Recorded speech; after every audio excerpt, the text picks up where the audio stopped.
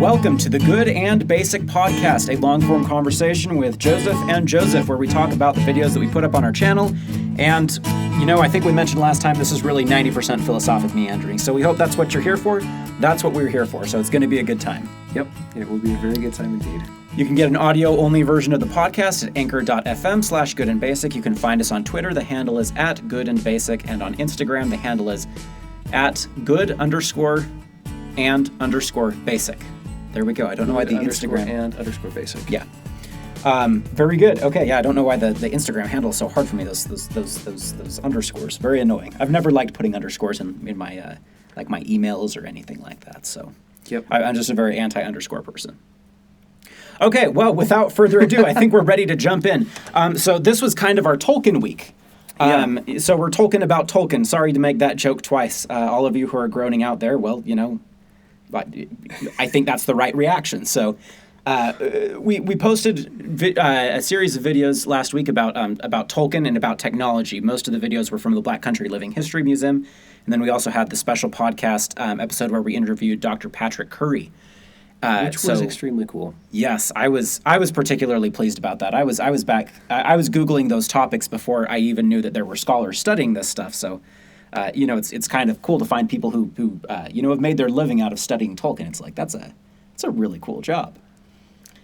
So I think what we wanted to do was to do a brief summary of each of the videos and then do a little bit of cleaning up. We started quite a few. There were a few kerfuffles in the comments, right? Yeah. Which was good. We loved the discussion, but we wanted to clarify a few of our positions and then push on further and deeper into the questions of basically what counts as good technology? What are the qualifications for something to be good tech versus bad tech? Yeah. Roughly, I don't know. Would you phrase it a different way? One of the other question we're things aiming at today. that we're also trying to do is just trying to find the cross links between the videos, just trying to see how they relate to each other, where they disagree with each other, how our thought process has evolved from the time of making the videos to now. Basically, just talk about the videos and then contextualize them. We are allowed to change our minds if we want, right? That is the prerogative of human beings. Particularly when they have better information. Okay, so I think the first video was my Mind of Metal and Wheels, right? So this was not a video we were exactly planning on making, right? We went to the Black Country We went to the Black Country Living History Museum for the technology, and we ended up staying for the philosophy, right? Which is kind of a cool thing. So we went there because they had a new Coleman steam engine, and we filmed a video on that, which will be coming out in an unknown number of months. And then we also got to see a colliery, to go down in a coal mine that has been configured to be a series, it's almost like a theatrical display. You go from exhibit to exhibit to exhibit, and then they talk about facets of life, and there are mannequins set up at various places, and it's pitch black until they turn on the white, which shows you these mannequins, and they say, oh, that's Harold, he lives down the street, and oh, his cousin died in the mine last week. One other cool little detail is they do give you flashlights, but the flashlights are very, very, very dim. The flashlights were made to imitate candlelight, so that in theory each flashlight provides as much light as one candle would. So your sense as you walk through these tunnels is that you're holding a candle and you can barely see anything. It's incredible. Candle in coal mine. Bad idea. Yeah, don't touch the rock. Well, it was a fascinating thing. Unfortunately, cameras were not allowed in that section of the museum. Otherwise, we would have gotten you all some of that sweet, juicy footage. It was good. It was cool. I guess you'll just have to go yourselves. It was really, really cool. Maybe the verbal description is worth something. But after that experience and just before it, we're walking around this living history site, and mostly what we're looking at is coal-producing equipment, and this massive pile of coal sitting here. And, it's not pretend coal. This is not a fiberglass sculpture of coal. This is coal. That just floored me as we walked around outside, and there was just truckload after truckload of coal just sitting on the ground, and I was like, you can do that? We are rich enough to do that, to set coal around as a display item rather than using it for energy. Yeah. I mean, how many homes does that pile of coal probably represent? Well, yeah, and this whole Mind of Metal and Wheels thing was, I think, the first place where we ran into the big philosophic question that undergirds a lot of the videos that we did last week and a lot of the thoughts we had in those videos was what should we think about technological development? What should we think about the Industrial Revolution? On the one hand, we're incredibly blessed because of it. Our lives are, well, I don't know if the right word is measurably better or immeasurably better. Measurably because we could measure it, right? Like, there's, lifespan, for example, Yeah. right? Or GDP, right? Infant mortality rates and so forth, right? But then, also immeasurably in the sense that it's very hard for us to grasp just how much the Industrial Revolution has done for us, Yeah. right? It's the David Foster Wallace thing, right? Like, what does a fish know about water?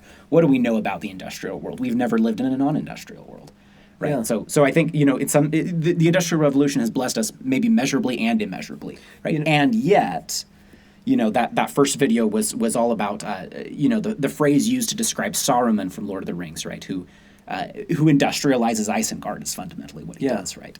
And how he's portrayed as a very negative figure, and how I think most people who watch the movies or read the books certainly view him as a negative figure, right?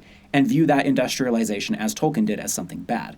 So that video that we put out was, the very first one, was the first one of the week, but it also, laid out those two contrasting positions that are drawing us. One, which is, this is a really good thing, and the other, which is, there seems to be something very sinister here as well.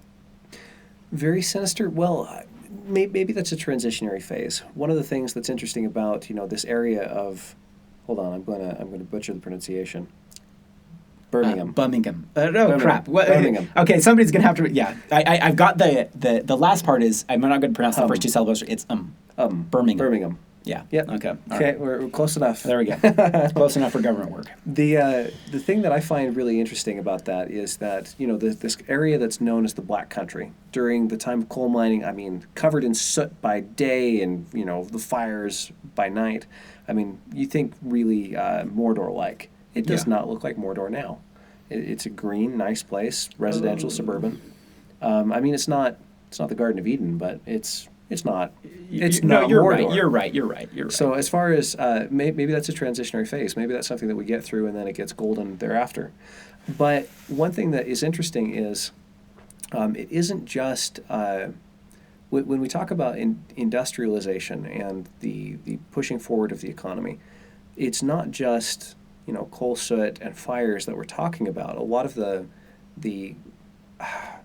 I'm going to say the word problem, but I don't know that that's the best word. There is a sense that maybe we have lost some good things in exchange. So we've lost some good things along the way.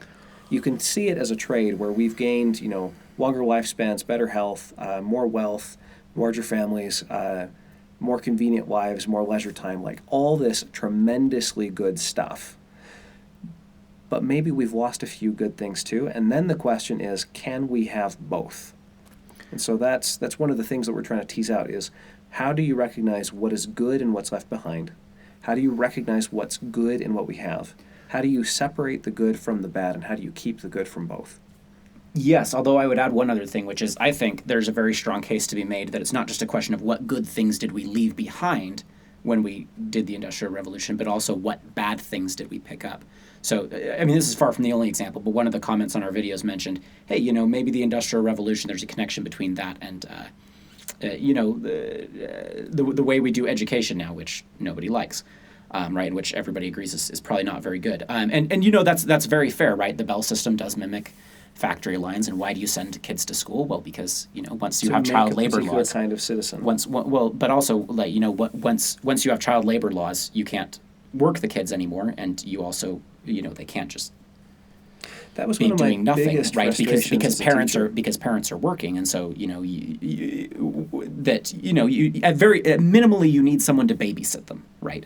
And that was one of my biggest frustrations. I used to be a high school teacher, and the whole concept of seat time is incredibly frustrating because one of the requirements that schools have to meet, at least in Utah, I don't know how this is in other parts of the world, is that they have to the students have to be in their seats in classrooms for a particular number of hours throughout the year. And that, to me, is just a really weird metric to base education on. I mean, there is no necessary connection between sitting down in the chair in the classroom for a particular number of hours and learning and gaining and growing and becoming better. But there is a connection if you're looking at school as state-sponsored babysitting, which is unfortunately one of the large roles that it plays. Yeah, at least one. So that's at least one of the things that we've seemed to have picked up from the Industrial Revolution that has been bad. So I don't think it's just a question of the fact that we've left good stuff behind. It might also be a question of bad things that we've picked up. Drawing in the Patrick Curry interview too, certain kinds of attitudes towards other people and towards things, right? That Patrick Curry would certainly say is a bad thing, and I would say are probably a bad thing, right? So I would add in, I think that whole question of separating bad from good is what we're aiming at. I do think it's a little more complex. I agree, and I like that you focused on cultural attitudes because some people will point to capitalism, and I absolutely will not point to capitalism. It is incredible for the fact that it's able to harness the desire to. Let's call it greed. Positive, negative, let's call it greed. This desire for self-betterment, self-interest. It's able to harness self-interest, and you say, okay, within this system, people have self-interest. Within this system, we're going to make it so that my self-interest suddenly starts to benefit everyone else.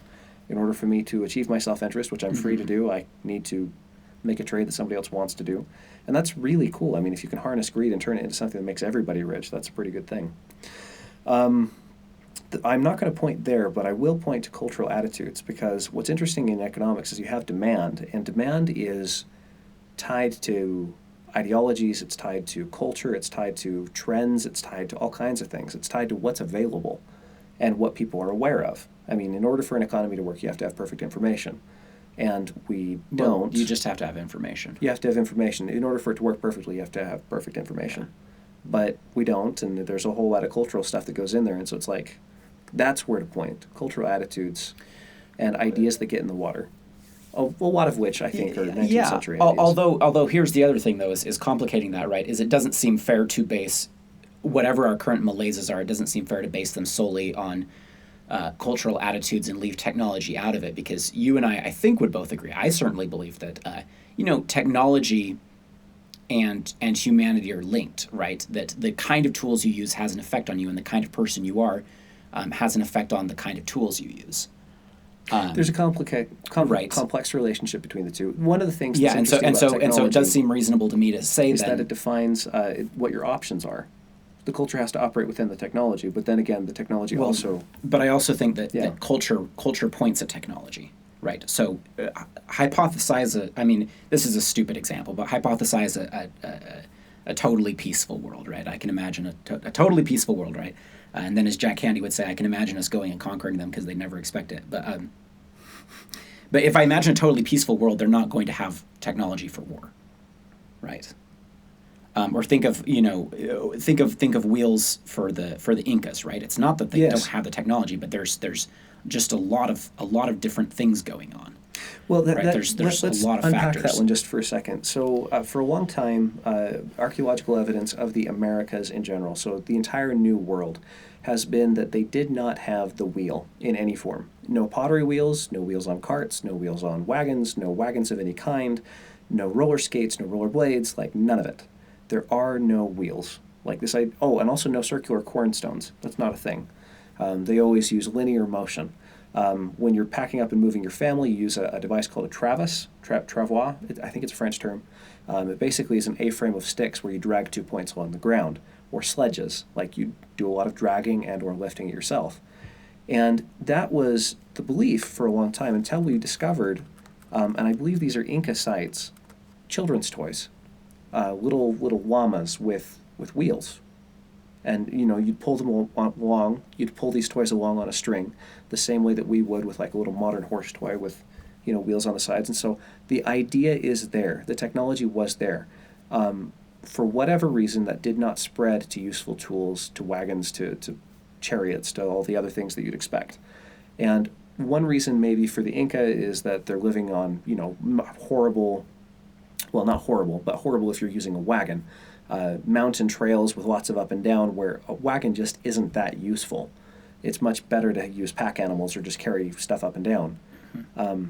But it's an interesting place where the lateral thinking just did not happen.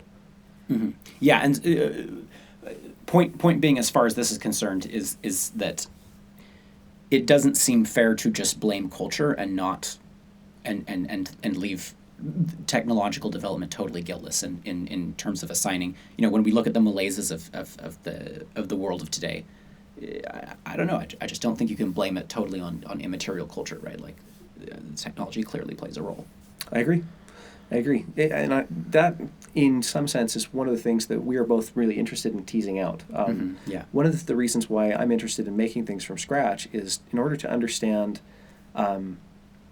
One of the things I'm shooting to understand is the different ways that things could develop. I'm trying to put myself in the shoes of the inventor. I mean, with technology, you've got two classes of people. You've got the ones who are discovering it, and then the ones who are making use of it, right? And generally speaking, we are inheritors of technology. We come to our technological culture and we say, okay, well, I have all these tools to work with, and I'm going to do stuff. But then you have the ones who are on the edge of discovering something, and that's just a bizarrely cool moment in history, because you're creating something that did not exist before. And the thought process that goes into that pioneering moment of, I don't know if this is going to work, I have this crazy idea. And looking backwards at things like metal, I'm fascinated. I have no idea how that could happen without inspiration, like clear, direct vision. Well, at least in the case of iron, I mean, that one just does not happen by accident. But that moment of discovery is interesting because, as I've done research on to say the differences between the New World and the Old World, it's not clear that there is a strict order that technology goes in, which means that there are alternative paths right now that we are not exploring. And I want to know what those are and which ones are better. And I mean, you need to have options in order to make better and worse decisions. So speaking of betterness, this might actually raise. I made a small mistake. The Mind of Metal and Wheels video was not our first one last week. It was yours on exploding boilers and the perils of economics, right? Thank you. So do you mind summing up that video and saying what you think that teaches us about? So you're saying I want to go look at all the branches on the tree of technology and figure out which ones are best, right? Yes. And that we have to say, okay, well, what is it that makes technology best, right? Which is part of what you tackle in that video. So do you want to talk about that? Yeah, and one of the other things that I touched on there was game theory. So I was looking at a bunch of old boilers at the Black Country Living Museum, and these old boilers are interesting to me because there were a lot of accidents. Notably, there was a guy named Robert Stirling who developed a alternative kind of external combustion engine. Never really caught on back then. It's starting to catch on now. That uses differentials in air pressure when air is heated and cooled. And he invented this thing in order to have a boilerless engine that wouldn't have a boiler, that therefore couldn't explode. He was working on what he considered to be a problem, since there were accidents in the newspaper at the time. And one of the things that I'm interested in with boilers is, as an economic problem, look at the interests of all the people. And you could say, okay, there's the workers who are getting blown up, and then there's the owners who want the boilers to blow up. No, you can't say that. Nobody wants it to blow up. The owner doesn't want it to blow up. That's expensive and bad for all kinds of reasons. The worker doesn't want it to blow up, and the engineer doesn't want it to blow up. And all of these interests are aligned so that, the natural course of events over time is going to develop into a boiler that doesn't blow up, and or procedures that don't let the water level go low enough for it to blow up. So, that's a thing. Anyway, that was fascinating to me, and I started to think about how, this technological development has made our lives better, and that is the outcome that it has tended to, and that's a really cool thing. So actually, that brings up something interesting, right? I was thinking about the way that, you're saying when you make a boiler, everybody's interests are aligned. Yes. Right. And I thought this might be a good time for just a brief segue back to Mind of Metal and Wheels, if you don't mind, for just a second. So when I did the Mind of Metal and Wheels video, someone mentioned in the comments that they thought it kind of had like tree hugger anti-capitalist vibes, and I had to laugh a little bit because that's probably the first time in my life I've ever been accused of being like a tree hugging anti-capitalist, which I thought was pretty funny. You're doing something right. That's awesome. Yeah, well, I don't want to make this too simple, right? Like I said in the comments, like I do like hugging trees. It's just that I also recognize that trees, when they are cut down, are very useful, right? And we have to figure out a way to reconcile those two statements, right? So anyway, it's worth mentioning though when we talk about capitalism, my preference is not to use the word capitalism. Reason being that it's a term invented by Karl Marx. Actually, many people don't know that is that the term doesn't have usage until he starts using it. And so I think that your boiler story brings out what I prefer to talk about is I prefer to talk about freedom. Basically, that an individual, well, economic freedom more particularly, that an individual Distributed freedom. can make the decisions, or individual freedom, that humans can make the decisions for themselves in their lives as much as possible. So I was thinking about that boiler thing, right? That boiler problem. And you're saying, well, nobody wants it to explode. And one of the things, if you have slaves, for example, or if you just, let's say if you have slaves, if you view other people as property, your employees or what have you, then what you say is, well, yeah, it explodes, but I don't necessarily care about that. What's really interesting about the exploding boiler situation is that if the boiler explodes on the workers, they can leave. They cannot be compelled to. Or if it's the horribly unsafe type of boiler that has a reputation, then they can also leave. Yeah. It's an interesting thing. I actually read this article written by Benjamin Franklin. There was an English author who was writing about how terrible maize was, the corn, and just saying Indian corn is this worthless, horrible substance. And as evidence for that, look at the fact that they're feeding it to slaves in America. Clearly it's substandard food. And Benjamin Franklin made a really odd argument, which to modern ears sounds kind of terrible, but he said, the interest of the slaveholder is to, keep the slave alive so that they can continue to do useful work. And so clearly they're not going to give them terrible food. Maybe interests aligning is not enough in that case. Well, but I think here's the thing, though, is I still do think this actually invokes Patrick Curry, because Patrick Curry's whole ecocentrism thing and the enchantment thing is that you have to recognize things and other people as other, right? Mm-hmm. As autonomous beings who are at least as important as you and who are capable of making decisions, right? So notice, though, that even if you take here we are, right? But even if you are taking care of a slave, you're still not respecting them as a human being. Right. Does that make sense? Like you are. They are a solely economic calculation. Exactly. Right. And so they're more expensive to keep hold of than what they can provide for you. Then they become useless, unless they have some sort of sentimental value. Uh-huh. Which is, well, this is a distributivist idea too, right? Is that, well, who? So here's an interesting question, right? Is who should be allowed to decide what my interests are, right? The boiler, the exploding boilers. What makes the boiler such a cool example is that all the interests are aligning, right? But who gets to decide what my interests are, right? And the answer is, well, I should probably be able to decide that. I don't want other people deciding what's good for me, right? And so I think there's also a hidden thing there. And this is the amazing thing about quote unquote capitalism, or I would say individual freedom, is that it says every individual to a large degree, and perhaps to the largest degree possible, gets to decide what their own self-interest is. And that makes it so that you don't run into the problem of you do something to somebody else that you think is really good for them and they don't feel the same way. Yep. Which is how silly putty becomes a thing. Silly putty? Yeah, frivolous purchases that, improve my quality of life on a purely subjective level. I'm going to buy silly putty, use it to lift newspaper print, and bounce it on the table. This is actually funny because yesterday you and I were at a colonial fair for the 4th of July, and you brought me a pastrami burger, which is very kind. Thank you very much. Welcome. I love pastrami, and later on we were talking, and I said, I don't think I could trust anyone who doesn't enjoy pastrami burgers, or even if it's just vegan curry, doesn't appreciate the vegan curry as much as and in the same way as I appreciate pastrami burgers. And I think, in kind of a roundabout way, that's the similar thing that, You're going to have to unpack that statement. Yes, I'm unpacking it. What's undergirding the boiler situation, the situation with the boilers is, what is the right locus of decision making for what's good for each individual? And the answer is pretty much the individual, right? You can't taste the pastrami burger. So is it good? Is it good for you to get me a pastrami burger? Well, obviously you thought so, right?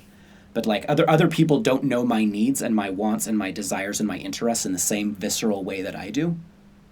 And so you don't necessarily want to trust other people to decide what's good for you because they're not you. They're not experiencing the things that you are. Right? And so it's easy to dismiss the desires and even the pain of others simply because you're not feeling it. Yeah. Which I think, since I've been accused of being a tree-hugging anti-capitalist, I need to get in my pro-capitalist credentials here. I think this is one of the strongest virtues of quote-unquote capitalism or the free market system or individual freedom or what have you, is that it puts the locus of decision-making at the proper place. The decision-making should be distributed. It should be...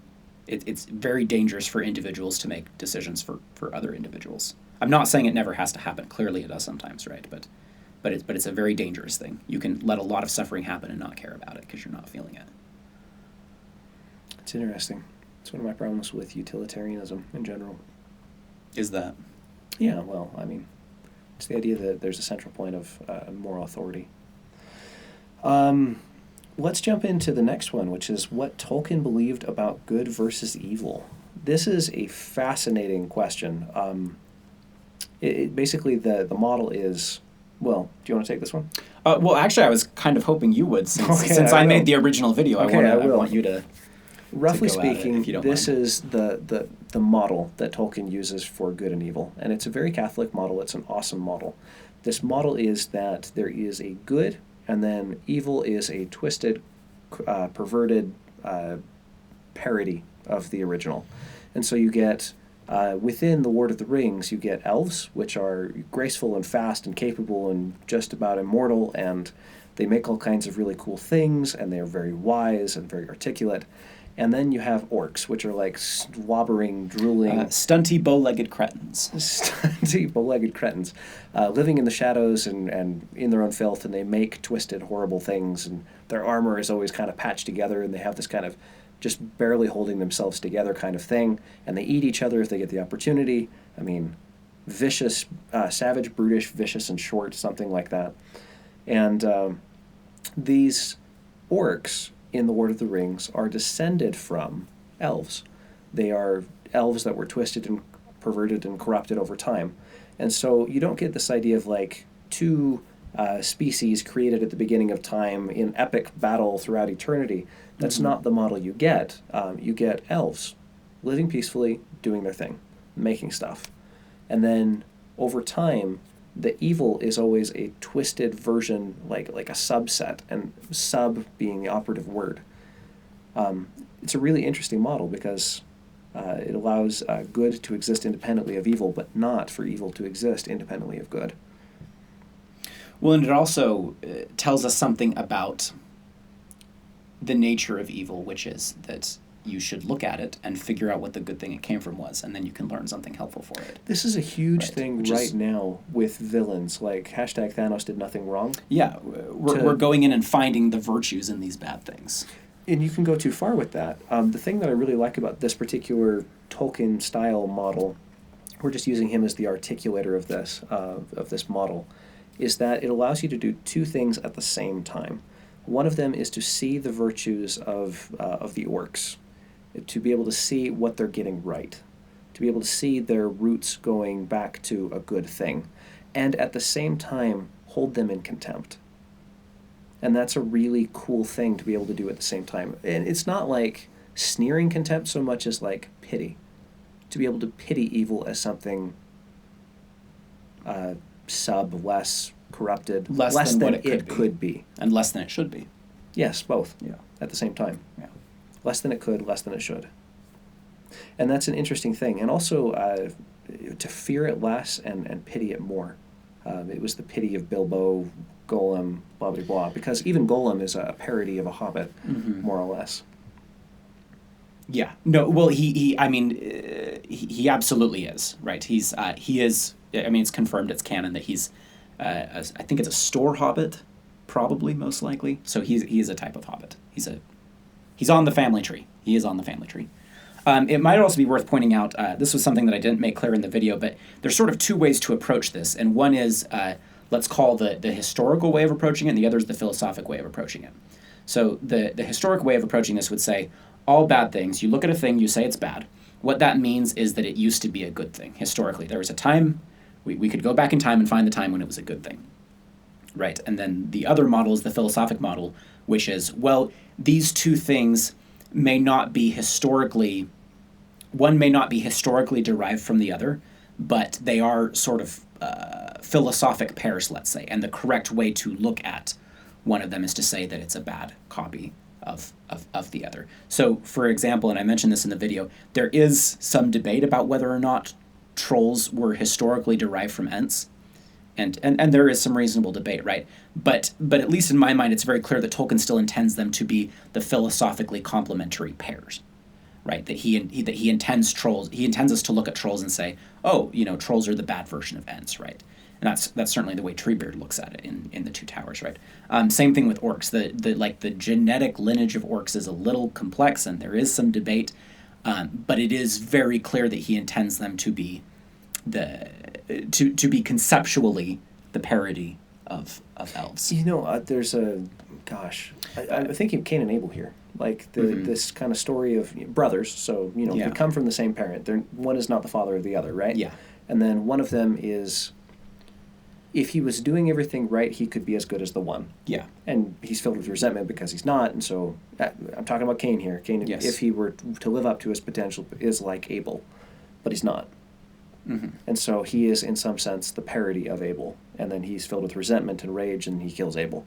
Yeah. So, there's that. Little Jordan Petersonian dissection of biblical stories for you. That's actually a really good point, because, like the hostile brothers is an archetypal trope, right? So it's not just Cain and Abel, right? This is everywhere. Now I'm trying to think of some more examples, right? But so the point, though, is that if you view them as conceptual pairs, then it's not necessarily a question of them being historically derived from one another, like Cain and Abel, right? They're children of the same parents. One did not historically spring from the other, but they are conceptual opposites, conceptual pairs, and one is the bad version of the other. One is the thing that failed to be what the other was, right? Like the right way to look at Abel is not, Abel is being a bad Cain. Instead, it's no, Cain is being a bad Abel. Right.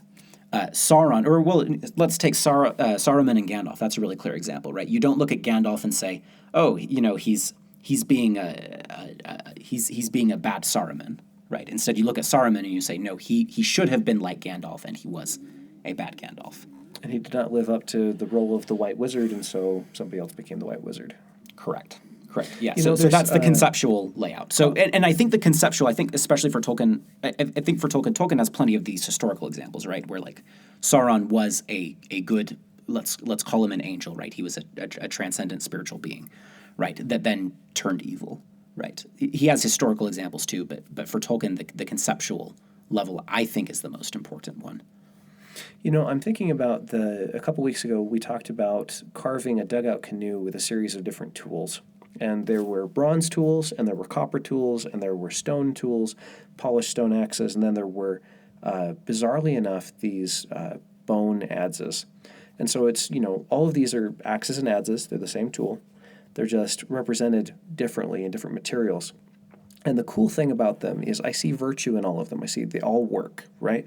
I was shocked at how well and how effective a bone adze was, that it was able to actually cut through wood, and you can carve a dugout canoe with a bone adze.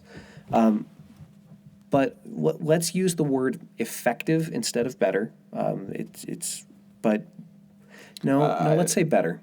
Let's say better, but in terms of effective. That's a better way to say that. Which of these tools is the best? Well, clearly the one that's the fastest, most effective, least labor using, and with least consequences, assuming that they all have the same consequences. You can look at the bone adze kind of as the orc in the family here. Even though it's the one that comes chronologically first, it is not living up to the potential of a bronze adze. Or of like the abstract adze. Yeah, of the abstract, the Platonic ideal of the adze. The Platonic ideal of the adze, wax it once and poof, you've got a dugout. Yeah. Maybe that's a CNC router. Some nice scroll work. But conceptually. And so chronologically, we don't care quite so much as whether or not a thing is living up to its potential. Yeah. It has an end. It has a goal. It has a purpose, let's say. You've got the bone adds, and its purpose is to cut, and it cuts, right? So that's the virtue of it. That's the good. That's the thing that it ties into. But it does it less than perfectly. And there are other things that do the same good better. Yeah. It's an interesting thing. It allows me, so taking that Tolkien perspective, the two virtues I see in that perspective are the ability to have, to see virtue in something and also hold it in contempt at the same time, or to hold it in pity. And that, let's apply that to the ads example. Looking at the bone ads, I can see virtue in it. I say, wow, that thing works. And at the same time, wow, that is way less effective than these other things that I could also do. It gives you a tool for sorting out what is good and bad. Yeah. What's better and worse. Is it a good tool? Well, that's actually really interesting because the whole question that we're rotating around roughly is, okay, well, wait, how do you tell the difference between good and bad tech, right? Set mostly against the backdrop of the Industrial Revolution, but certainly not limited to that, right? So is the way that you would tell good tech from bad tech, do you just... Let's see. What would we learn from Tolkien's model about that question? Let's take Tolkien's model and apply it to that real fast. Because one thing you could say, should we do it to can openers instead, or scythes versus sickles, or? Well, here's the trick. The bone adds example is really interesting because, one, there are no other consequences. I mean, we are looking at an extremely stripped down example of a thing. Well, I mean... The unintended consequences of a bone adze versus a bronze adze are, perhaps there are some, but they're mostly negligible. Well, but let's hang on. Let's. I want to push you on that, and you can move on with the example if you want, but I just want to push you on it a little bit to see if it makes any difference for your example, right? Is if you're doing something on that small of a scale, then nothing really matters, right? Okay, I'm imagining. Okay, but what if you had to supply 100,000 bone adzes? Well, that's a lot of cattle that are going to die. What if you had to supply 100,000 bronze adzes? Well, that's a lot of mining. Yeah. So Mining's dangerous. So I want to say it kind of does make a difference, doesn't it? Which material you use. I mean, there are second order consequences. It's true. It's nice that you bring in both slaughtering of the animals and also the mining. Mining is a dangerous occupation. Slaughtering requires you to be herding the animals and/or, HERD. Herding. Yeah. And also... also herding the animals, HURT, that's a thing. And or hunting. You can assume things about the level of social structure that you're dealing with these two types of technology.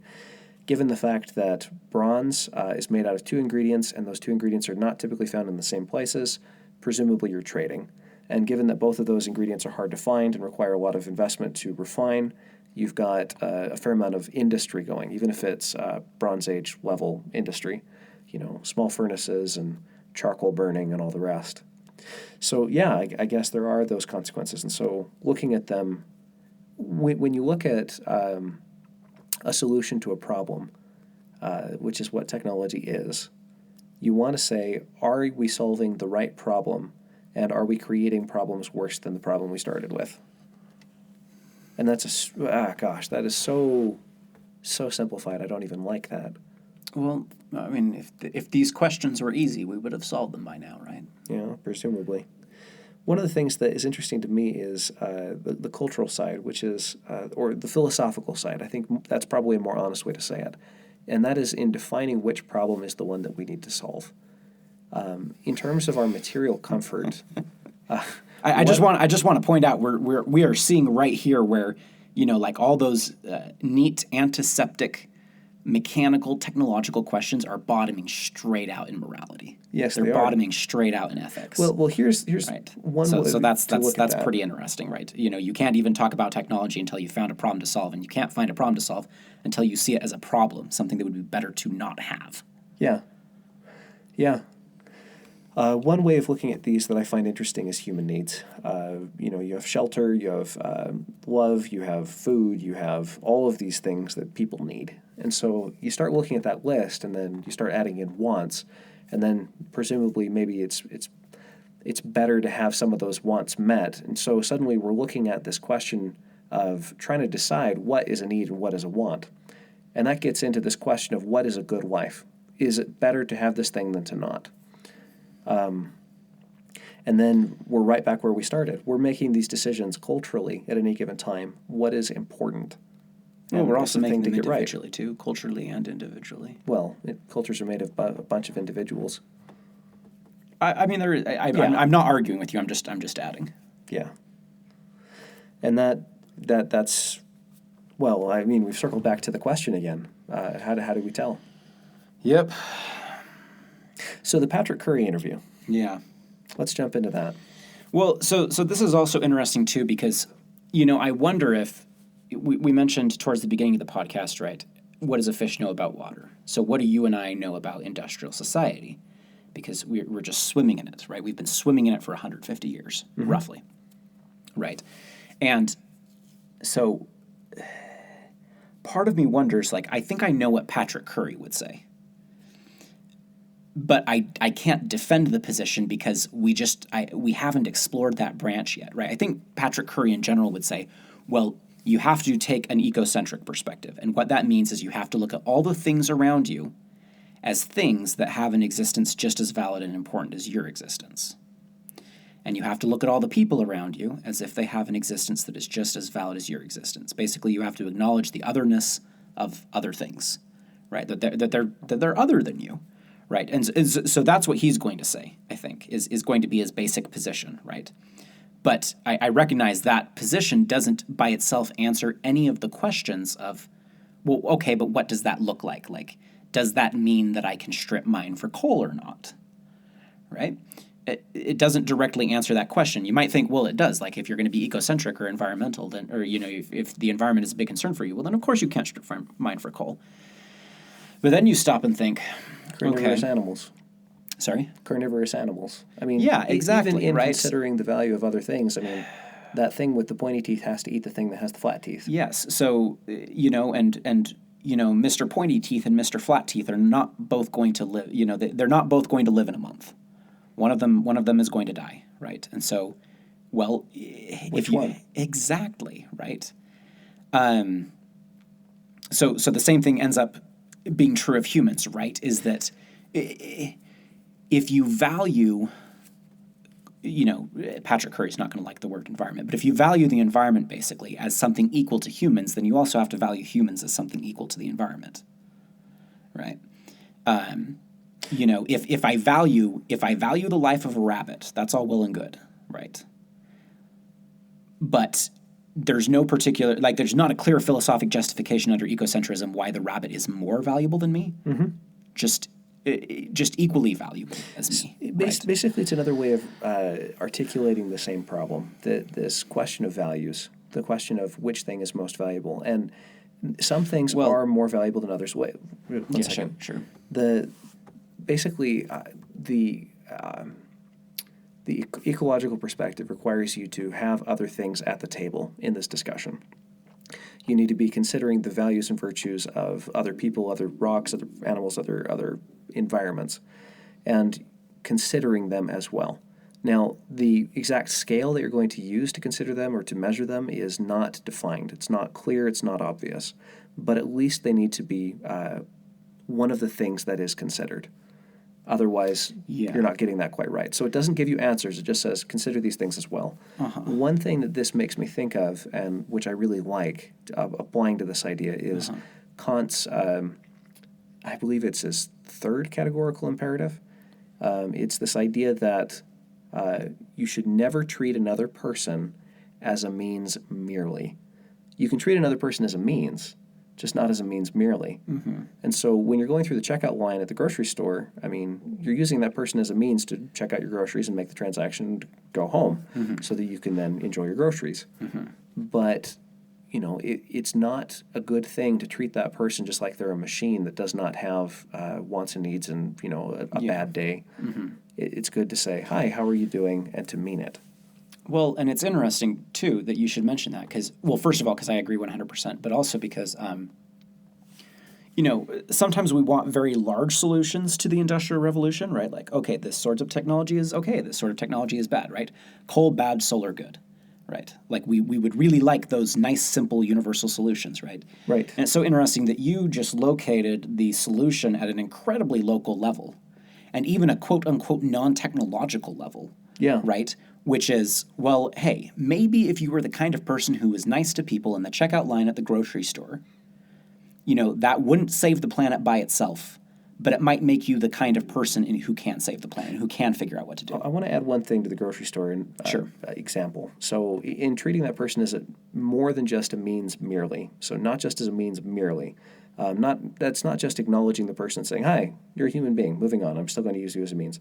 It's also having recognized that person as a person, right, in the checkout line. They have to answer a phone call. How impatient are you going to get with them?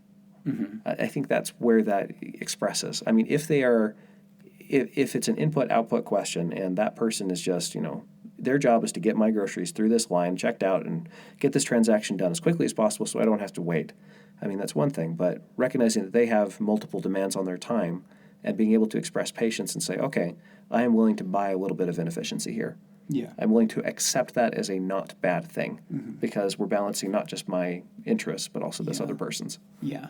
Where and I think, it needs to be more than just cursory, right? I mean, it would have to be genuine and real, right? Like you have to really see the other person as a person and say, hey, look, I'm not going to be impatient because I would hope that somebody would not be impatient when I was there. In other words, their needs are just as real as my own. As real. And I mean, you can balance those. And if the person's taking 20 minutes on that phone call, I think you should express your annoyance because you are for sure too. Well, your needs are as real as theirs. Yes. And so the question is negotiating, discussing. I mean, there's two parts to that. One is being aware and being willing to forego a little bit of efficiency and a little bit of getting what you want done now, but also at the same time being able to, discuss it out. To further bolster my pro-capitalism credentials, negotiation is what individual freedom and quote-unquote capitalism are all about, right? Is the idea that we each have something that we want and we need to talk it through. And I cannot impose my will. I cannot steamroll you, right? Instead, we need to find something to do that's good for both of us. We need to find a game to play that's good for both of us. I'm gonna add one thing here. Yeah, go right which ahead. is smelling a rat. So one of the things that is incredibly frustrating and hard to do in a discussion is to articulate a position that isn't quite articulated in your own mind. Yeah. So it's kind of, I call it just smelling a rat. It's just this, there's something not quite right here. I am pre-intellectually aware that something is not quite right. And here's one thing that I've noticed is that in negotiation and discussion, it is possible to be manipulative. And we say that with this negative connotation, like to try to use every tactic that you can to treat the other person as a means merely. Very fair. So even though in a technical good sense, point. everybody has their own freedom and, I'm discussing, you're discussing, but I can pull strings and I can treat I can negotiate in a wrong way. So Still it's not viewing just the other person as an object merely. Yes, as an object that's seeing it in terms of percentages. I have this percentage chance of convincing you, and that percentage goes up if I do these things, and treating you as a series of buttons to push to get the thing that I want. Very fair, and a welcome qualification on my pro-capitalist credentials that I'm building today. So very, very, very. I think you're right. Like We don't just negotiate. Negotiation is a good thing, but you can negotiate in the wrong way, and so it's not just the thing that you're doing; it's also how. Yeah. No, I think that's a really good point. I wanted to return briefly, right? That so you're saying if you can figure out the right way to interact with someone at the checkout line, that's the same sort of approach or mindset or attitude or character that would solve the problems on the macro level. Kind of, in a slightly indirect manner. So it is an example of the same kind of attitude, that the same ability to discern between what is right and wrong, which will help you to discern between good technology and bad technology and make the kind of lifestyle decisions that you need to. I think. I'll even take the position stuff. a little stronger, right? Why not, right? I'm going to try out the idea. But if Patrick Curry is right, if this whole ecocentric model is right, and the fundamental if the distinguishing line between good and bad technology is that when you do good technology, you're fully and appropriately balancing the needs of everyone and everything in the room, and Treating assigning them not merely as means. assigning them the right degree of subjectivity, right? then I want to say, well, that means that the same type of solution that you're using to solve the problem of why is everyone so rude and won't talk to each other on the street or at the checkout line, that's the same problem as was the Industrial Revolution good or bad? And that's a really interesting idea. That they're the same problem operating at a macro level, macro and micro levels. I'm interested to hear you tease that one out a little bit more. Not let me try it today, but well, yeah. Let me try just a little bit, right? So again, the question is, well, what's good tech and what's bad tech, right? Sorry, are we running out of time here? I can't tell. I think we've been going for 30 or 40 minutes. I'm not sure exactly. The core question, I'll try to do it in a minute or two. The core question is, what is good tech and what is bad tech? And the answer so far is, well, we don't know. There's just a lot of things that we're trying to balance, right? And it's not just as simple as solar good, coal bad. Yeah. Right. There are ways you could do solar power, even just to treat it on a simple level, right? There are ways you could do solar power that have a very negative impact on the environment, ways that you can do coal that are comparatively much cleaner, right? So it's not just as simple as coal bad, solar good, right? Instead, it's something else, right? And Patrick Curry and the ecocentrists are going to propose, hey, what if it's that you're not assigning the right degree of subjectivity? What if the problem isn't the technology? The problem is, the right way to think about it is that it's a personal problem. It's a character problem. It's a way that you look at the world. And if you could solve that sort of mindset problem, that way of looking at the world, if you could look at the world in the right way, then, hey, I don't know if solar or coal would be better in this particular situation, or maybe something else entirely. But if you had the right mindset, you would know the answer. I'm going to make a plug right here for... Do you mind if I just finish the line of thought real fast? So if he's right, then that means that if that mindset, hypothetically this mindset he's going to propose, right, the ecocentrists are going to propose, it's treating everything else with an appropriate degree of subjectivity, roughly, recognizing the otherness of other things. That's the same problem you run into at the checkout counter. So he's proposing that the problem that would ultimately solve all your questions of whether to use coal or solar or something else is the same problem that would be solved. It's solved by the same mindset that also helps you recognize the importance of other people's needs in the checkout line and treat them like human beings. I think it does solve a subset of the problem, particularly the alienation that we feel culturally. Some of the problems, but one of the other things that I think needs to be brought to the table here is an awareness of what the options are. You need to be able to see what the alternatives are so that you can appropriately select between them. In other words, you need to see the branches on that technology tree. You need to see laterally different ways of being, and then select between them the one that is best. Mm-hmm. So I think the subjectivity problem is huge. But I don't think it completely solves the which technology is best problem. I think for that one, we need to see what the alternatives are. But what I think the ecocentrists would propose is that even faced with that decision, you won't make the right one unless you already have the right sort of mindset. In other words, for instance, it's about putting yourself in the position to make good decisions about this sort of quality. Yeah. So it would be a second order consequence of having the right mindset. Solving all these technological problems would be the second order consequence, so that you're still going to have to look and see whether solar or coal is better in this particular situation, but you'll only be able to answer that question appropriately if you are acknowledging the otherness of all the other things and assigning everything an appropriate degree of subjectivity and basically having an ecocentric perspective. So it's helping you to balance getting the thing done with its side effects and consequences and trying to make that calculation. Yes. You can't do that unless you're taking account of the right things. So, for instance, should you kill someone and take their money? Well, that gets you more money. Yes, it gets you more money, right? So unless you actually have the right attitude that values the lives of other people and says, hey, no, that's not an acceptable thing to do to another human being because they are a human being, no matter how much money I get out of it, right? Unless you already have that pre-existing attitude, just looking at the options won't help you. You need to look at the options with the right attitude. And, hypothetically, I've been defending this position. I'm exploring it. I'm not sure about it.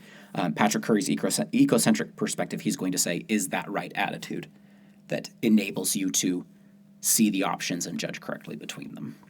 This has been an incredibly productive conversation. It's complicated stuff. So today we've talked a little bit about this Tolkien model of ethics. Tolkien is an expositor of it, not necessarily the founder of it. Without any further adieu. I guess we'll round off this episode of the podcast. Okay, you didn't have anything else to say. Okay. No, just rounding it off. Ladies and gentlemen, thank you so much for listening today to the Good and Basic podcast, Better and More Complex. We hope that this was as fruitful and interesting to you in exploring these ideas as it was to us, and we look forward to seeing you in future episodes. Thank you very much.